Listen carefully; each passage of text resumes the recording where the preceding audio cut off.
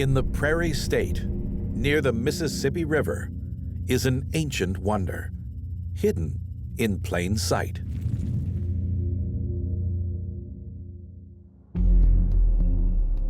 We're just outside St. Louis, and it's calm, it's quiet, it feels natural, but in reality, it's not natural at all. Across this landscape, mounds erupt from the ground.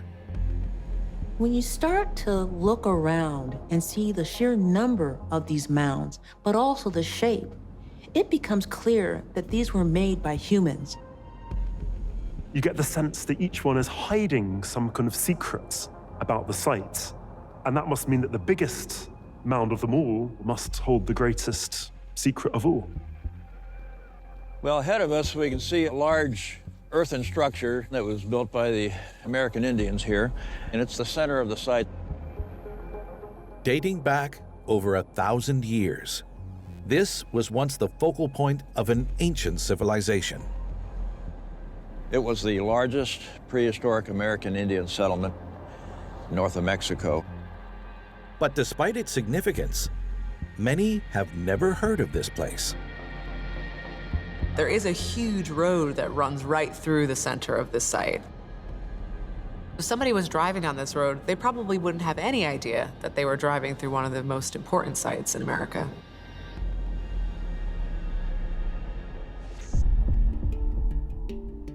Known as Monks Mound, this vast man-made structure dominates the site. Where we're standing is the largest prehistoric earthwork in the Americas, the largest totally earthen mound built by ancient people in the Western Hemisphere. Bill Eisminger spent 50 years as the site's archaeologist and curator. The base of it covers over 14 acres, and it stands 100 feet high, has several different terraces. We're standing on the first terrace, and there's 2 levels up on top and a smaller terrace off on the west side. We look at our cities, including nearby St. Louis, and we see tall buildings. But incredibly, this human-made structure was the tallest structure in the United States into the mid-19th century. This lower terrace would have held a number of structures, but a large building atop the mound was the focal point. We found evidence of a huge building. It was over 100 feet long, almost 50 feet wide, and maybe 30, 40 feet tall originally. It probably had multiple functions, but this was the seat of religious and political power and authority. Built by a people known as the Mississippians, this great mound was the heart of an ancient city, Cahokia. This culture existed largely between 800 and 1500 AD, but it's really 1,000 years ago when the peak of this site actually was. But while this may have been the seat of power, archaeological finds elsewhere reveal another side to this civilization. The mounds weren't all necessarily meant to be built upon. Some of them hide a darker secret.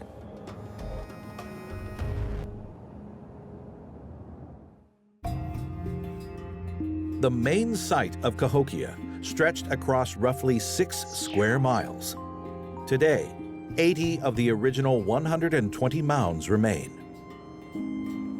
It's important to understand that there were no domesticated animals, so everything from the digging to carrying the soil to dropping it in different sites, this was all done by people.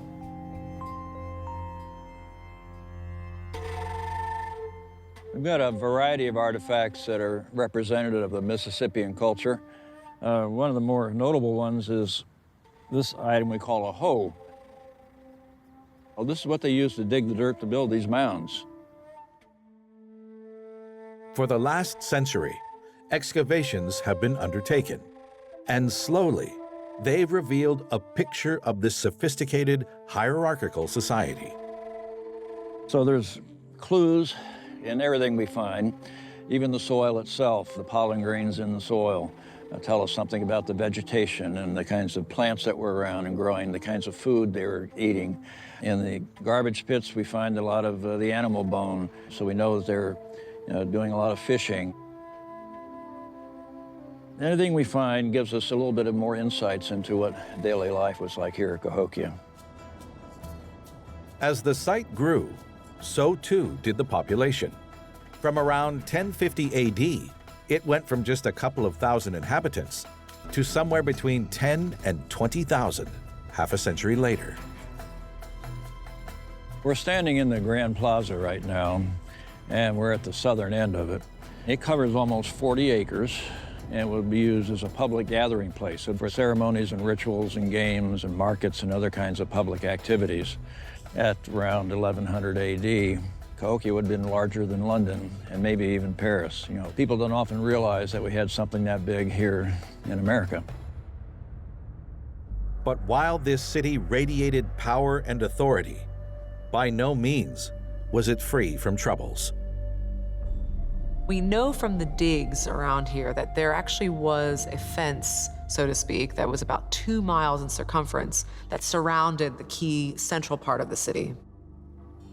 It also indicates that warfare and conflict was a common part of Mississippian culture by this time. And we see not just Cahokia, but a lot of other Mississippian sites are being fortified as well. Yet while warring neighbors may have been the greatest threat to the city's inhabitants, before the walls were built, evidence found at the site points to the fact that for some, the dangers were closer to home.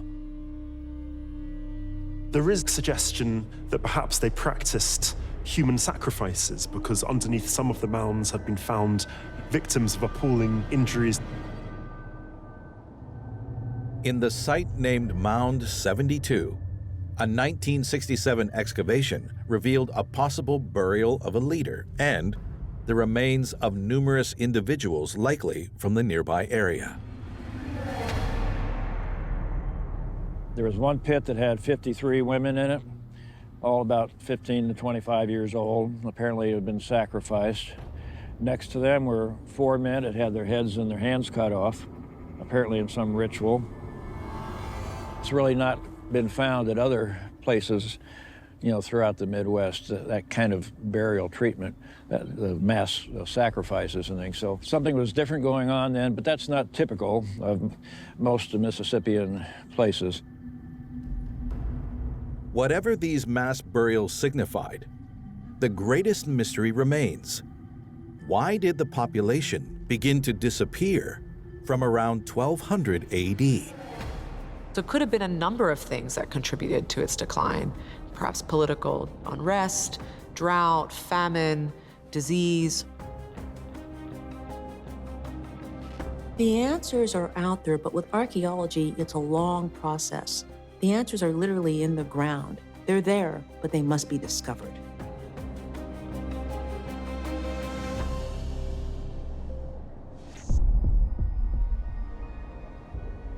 While many questions about Cahokia remain, the site still offers up much to learn from.